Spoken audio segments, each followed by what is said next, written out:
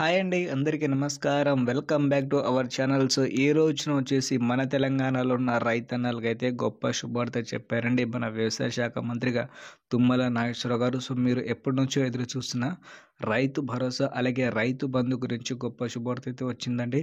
శుభవార్త పాటు డబ్బులు కూడా మనకైతే ఏ రోజున విడుదల అవుతున్నాయి, దాని గురించి కూడా పూర్తి ఇన్ఫర్మేషన్ అయితే ఇచ్చేశారు. కాబట్టి మన తెలంగాణలో ఉన్న రైతన్నులు అయితే ఎప్పటి నుంచి ఎదురు చూస్తున్న రైతు భరోసా డబ్బులు విడుదల చేయడానికి అయితే డేట్లు అయితే ఫిక్స్ అయినాయి. ఏ రోజు ఎంతమందికి అయితే వస్తుందో దాని గురించి మనం అయితే ఈరోజు ఈ వీడియోలో అయితే మాట్లాడుకుందాం. అలాగే ఈసారి ఎంతమంది అర్హత కలిగి ఉన్నారో దాని గురించి కూడా మనం అయితే మాట్లాడుకోవాల్సి అయితే విషయం అయితే ఉంది. కాబట్టి పూర్తి స్థాయిలో వచ్చేసి మనకైతే సీఎం గారు రేవంత్ రెడ్డి గారు అనౌన్స్మెంట్ ఇచ్చిన విధంగా డబ్బులు ఏ రోజున వస్తున్నాయి పూర్తి ఇన్ఫర్మేషన్ మనం ఈరోజు ఈ వీడియోలో అయితే తెలుసుకుందాం.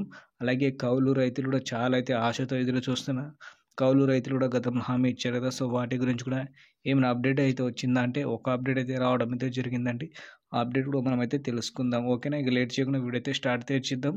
వీడియోని మాత్రం చిన్న లైక్ అయితే ఇచ్చేయండి. మొత్తానికి చూసుకుంటే మన తెలంగాణలో రైతులకి గతంలో హామీ ఇచ్చిన విధంగా కాంగ్రెస్ ప్రభుత్వం తరపున కొత్త పథకాలు అయితే అమలైతే వచ్చాయండి. దాంట్లో భాగంగానే రైతులకైతే రైతు భరోసా పథకం, ఈ పథకం ద్వారా సంవత్సరానికి 15,000 రూపాయలు చొప్పున ఇస్తామని గతంలో హామీ ఇచ్చారు కదా.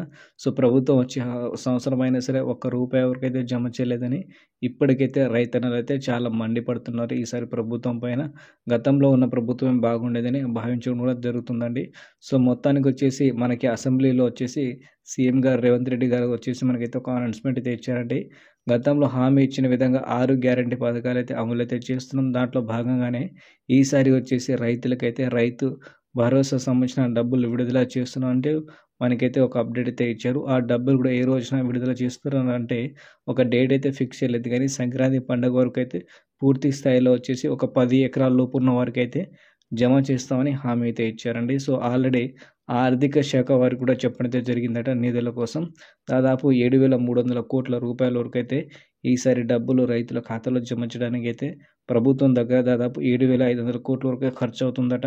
ఈ ఆల్రెడీ మనకైతే చెప్పిన అప్డేటే. ఈ డబ్బులు ఆర్థిక శాఖ రెడీ చేసుకున్న తర్వాత ఈ నెల లాస్ట్ నుంచి మనకి జనవరి 2వ తారీఖు నుంచి పూర్తి స్థాయిలో అయితే అందరికైతే ఇస్తామని హామీ అయితే ఇచ్చారండి. చూడాలి ఈసారి అయినా మనకి డబ్బులు అయితే వస్తాయని హామీ అయితే ఉంది. కాబట్టి చూద్దాం అప్పటి వరకు.